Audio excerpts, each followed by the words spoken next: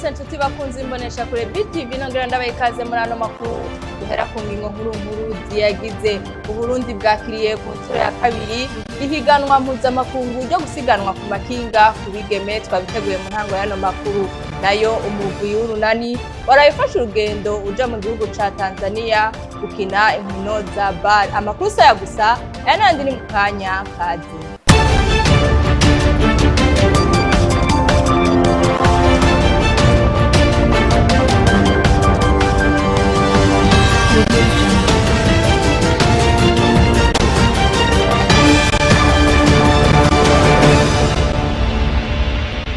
Ndasubiye kuba ikaze muri ano makuru. Uburundi bwakiriye ku nshuro ya kabiri ihiganwa mpuzamakungu ryo gusiganwa n'amakinga ku bigeme. Iryo higanwa ryitabiriwe n'ibihugu 8 rikaba rizotangurira hano mu gihugu c'u Burundi rikazobandaniriza no mu gihugu hagati. Inkuru ya Jules Verne na Kimana. Ihiganwa mpuzamakungu ryo gusiganwa ku makinga mu bigeme yatanguye hano mu Burundi ku nshuro yaryo ya kabiri. Christophe Kinshasa yaserukiye mu gihugu gisagara ca Bujumbura rino iryo higanwa ryatanguriye yavuze ko arakaryo keza ko kurata ubwiza bw'igihugu cacu. N'icegera cy'ubutwara ishirahamwe rya Afrika mu gusiganwa ku makinga yashimye intambwe Burundi bugezeko mbere akaba yemeye ko bazobandanya bafata mu mugongo urwo rukino. Ezekiel Nibigira umushikiranganje wo kwaruka inkino n'imico kama arashimira iryo shirahamwe kubona cyahise mu Burundi. Je voudrais vous rendre compte que cet événement d'ampleur internationale ndashaka kwibutsa ko iri higanwa mpuzamakungu ryatunganijwe mu Burundi ku nshuro yaryo ya mbere ku mugabane wa Afrika rikaba ryabaye ku magenekerezo ya 2023 gushika 2028 mu Nyonyo 2021. Kubera ukuntu vyagenze neza vyatumye ishirahamwe mpuzamakungu ryo gusiganwa ku makinga rishima ko Uburundi bwotunganya iryo higanwa ku nshuro igira kabiri ku magenekerezo ya 2024 gushika 30 Gitugutu 2022. En cette date du 24 au 30 octobre 2022. Ihiganwa ryitabiriwe n'ibihugu 8 arivyo Egypt, Cote d'Ivoire, Benin, Kenya, Etiranira intwaro rusangi ya Congo, Tanzania, Burundi hamwe n'Ubuganda. Ikibanza ca mbere mu gice ca mbere c'iryo higanwa catabukanwe n'igihugu ca Misiri, nayo Burundi buza mu kibanza ca gatatu. Iryo higanwa kazobandaniriza mu ntara zose.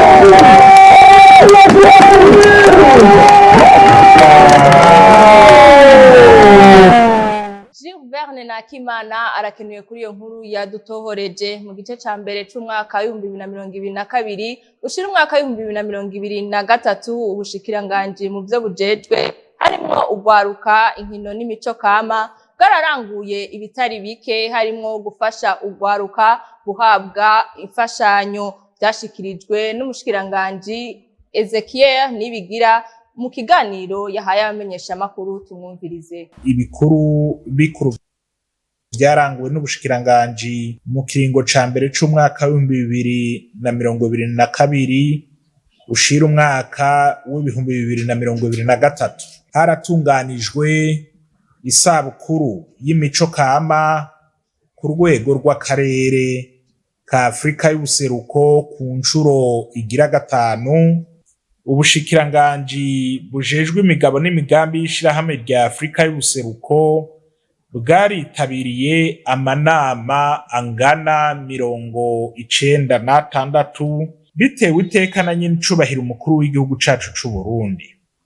Ubushikiranganje bubicishije mu kigo c'igihugu PAEJ bwaratunganije ikoraniro kaminuza rigira kabiri kurwaruka rw'incabwenge rungana 882 ryabereye Irusi komine ya Shombo intara ya Karusi ku magenekerezo ya 15 na 16 Nyakanga mu ntumbero yo guteza imbere no gushigikira imigambi y'ugwaruka. Ubushikiranganje mu vyo bujejwe harimwo urwaruka bubicishije mu kigo c'ibanke y'ugwaruka ariyo bije bwararonkeje ingurane ingana umuriyaridi n'imiliyoni 15 kurwaruka rungana 2,612 ruhurikiye mu makoperative angana n'143. Umugwi w'urunani warayifashe urugendo uja mu gihugu ca Tanzania ugiye gukina inkino za BAL. Alon Kagabo mumenyereza mu runani avuga ko bagiye biteguye bikwiye. Mirix Mugisha. Umugwi w'urunani warafashe kuri uyu Imana urugendo rubashikana mu gihugu kibanyi ca Tanzania, aho uwo mugwi watsinze ku rwego rw'igihugu bitavye ihiganwa Road to BAL. Urunani rukaba rugiye guhiganwa n'imigwi yo muri aka karere kugira rushobore kuja guhiganwa ku rwego rwa Afrika mu mahiganwa yitiriwe Coupe d'Afrique. Aho Kagabo umumenyereza w'urunani akaba yamenyesheje ko biteguriye bikwiye inkino zose. Intumbero twihaye nuko twoshikana umugwi mu nkino za nyuma i Kigali. Ca kabiri nuko tugiye guserukira igihugu, nuko twoshobora kuronka qualification kugira ngo tugende muri deuxième tour. Aho hose ni mu ntumbero yuko umugwi w'urunani woserukira igihugu n'akarere. Jewe nk'umumenyereza twariteguruye match zose nkizikomeye. Impanuro twatekeye abakenyi nuko match yose iwacu ni finale. Nta mugwi hoba nta mugwi ukomeye, imigwi yose irangana. Kuri jewe n'abakinyi nta neglige match yacu yose ni finale kuri twebwe. Abafana nuko boza kudushigikira, Dar es Salaam sikure kandi tuyemeza yuko tuzoza dufise itsinzi. Nayo Apotre Jean Paul Manirakiza arongoye ishirahamwe Febabu akavuga ko hagiye abakinyi bakomeye biteze intsinzi. Kinyi wese ahari yobanza akitonda kumviriza amategeko amuhaye. Kina twabasavye nuko iri dirisha rya mbere ryuguruwe dutwa Johannesburg, ari dirisha tabwiza gukinisha umuntu wese mu byo afise no mu byajejwe no mu matara Imana yamuhaye, abwiza gukora neza kugira ngo batuzanire intsinzi. Mbere turonke na tike idutwara Johannesburg muri South Africa gukina agapira. Mbere tukarizera yuko intsinzi izoba nziza cyane kuko hagiye abakinyi babunyoye, abaje bava mu mahanga babiri bakomakome bazuri hariya hamwe n'abandi baje bava hano. Bisigwa ko vraiment l'équipe yari en bonne santé kandi bagiye bamerewe neza, ibintu byose bisa n'ibiko yategurwa, uretse ko nako tuzobasangayo vuba kugira ngo twende kubashikira. Urunani rukaba rwiteze kuzokina ku magenekerezo ya 2025 gushika kuri 30 Gitugutu. Urunani shishaka. Mirix Mugisha arakenuye kuri iyo nkuru yadutohoreje kuri uno wa 22 Gitugutu. Ikigo Kids Hub carahimbarije abana babigeme caronkeje inyigisho mu buruhuko umunsi wahariwe umwigeme. Prosper niyo nkuru. Ikigo Kids Hub cahimbarije abana kironsa inyigisho zijanye n'ubuhinga bwa none umunsi mpuzamakungu wahariwe umwigeme. Ivyo birori bikaba vyabereye ku cicaro ca Kids Hub kuri uno wa 22 Gitugutu. Abavyeyi bari baherekeje abana babo muri urwo rubanza bakaba bashimiye Kids Hub yashize mu ngiro ivyo yemereye abana n'abavyeyi nk'uko bivugwa na Edima Niriho, umwe muri abo bavyeyi.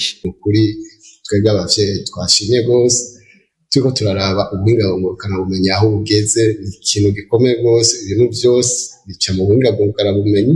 Rero iyo turonse ikigo nk'iki gishobora kutwemerera kigahereza abana bacu amaordinateur, en tout cas nibaze yuko kuririha myaka 5 ntibivunye gose, ni ikintu washima twashimye gose kandi twacakiranye gweze. N'abana bahabwa inyigisho na Kids Hub barashima bakongera bagasaba ko izo nyigisho zohabwa n'abana b'abahungu kuko ubu zihabwa abigeme gusa.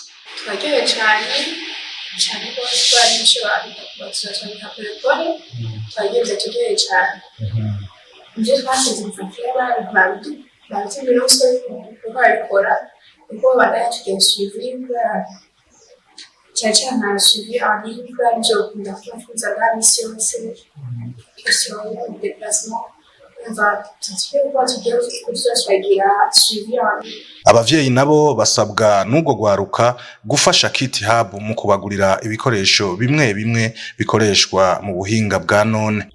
Twigisha nibo kwishoboza byose bonyene. Rero abavyeyi bakwiye nabone kubishiramo uruhara, kugurira amatelefone canke amaordinateur abana babo bakaza babaha intege cane. Nimba twigenga ibyo twigenga ni twoca tubisiga ngaha, bica bisaba yuko tubibandanya no muhira. izo nyigisho kubijanye n'ubuhinga bwa none ikigo Kiti Hub cazironkeje ubwo gwaruka rw'abigeme mu buruhuko bukuru buheruka. Mo Prosper niyo nkuru arakenuye kuri iyo nkuru yadutohoreje. Igiteramo Friends of Amstel gitegurwa kugira ngo abanwanyi b'ico kinyobwa banezerwe kandi ko hariho nakunguko kwishira hamwe Brarudi n'abene gihugu basanzwe bafata ico kinyobwa bivugwa n'ujejwe ico kinyobwa Amstel. Inkuru ya Ange Negrita irakoze. Igiteramo citiriwe Friends of Amstel cyateguwe mu ntumbero yo kuryohera abakunzi b'ikinyobwa Amstel kandi ko ivyo bari biteze muri rusangi byagenze neza. Bivugwa na Fred Nkurunziza ajejwe ikinyobwa Amstel muri Brarudi. Twiyumviriye gutegura igitaramo twitse Friends of Amstel kuva mu ntango z'umwaka kugira ngo dushobore kunezera abanywanyi ba Amstel mu bunywero basanzwe bagenderamwo kandi kugira ngo dushobore gukora ikintu kiza gushikira ku mutima ivyo abanywanyi bacu bitetse. Twateguye igiteramo harabayemo ibintu bigenda birahinduka ntitwashaka gukora muri aya mezi twashaka gukora mu mezi ahereza umwaka cyane ariko gukorana n'abartiste bo hanze byatumye dugikora muri uku kwezi kw'icumi ariko muri rusangi ibyo twari twifuza twashoboye kwibona. Ajejwe ico kinyobwa avuga ko hariho akunguko kwishira hamwe ndetse no kubanywanyi b'ico kinyobwa kandi ko bifuza cyane kubandanya bakorana n'abaririmbyi mu kuryohera abakunzi ba Amstel. Akunguko kubasanzwe banywa Amstel icambere nuko tubereka ko tubibuka kandi tubiyumvira kandi dutegura ibiteramo bijanye by'ukuri n'urugezo ico kinyobwa nkuko kiri ari kinyobwa mva mahanga gikwiye kumera no kubonwa hama kwishira hamwe kuri twebwe n'ibintu byiza kuguma dukora ibintu biza kunezera cyane abanywanyi bacu. Ico giteramo Friends of Amstel kikaba kibaye ku ncuro yayo ya gatandatu kandi kikaba kibaye ca nyuma uyu mwaka. Ange Negrita irakoze arakenuye kuri iyo nkuru yadutohoreje. Akaba inkuru ya nyuma duciye turangiriza ko n'amakuru yacu yo kuri no munsi. Reka nshimire abagenzi banje bafashije kuyatorokanya hirya no hino ngo ndayabashikiriza atankomanzi. Ntibagiye gushimira abari mu buhinga bw'ivyuma Jean-Claude Nduwimana na Jules Boris Ingabire. Shimire Jessica Karene yarahagarikiye. Nawe mwese ndabashimire mwariko murayakurikirana. Ndabipuriza kwandanya mugira ibihe vyiza n'imbonesha kuri yanyu BTV Burundi. Murakoze na ubutaha.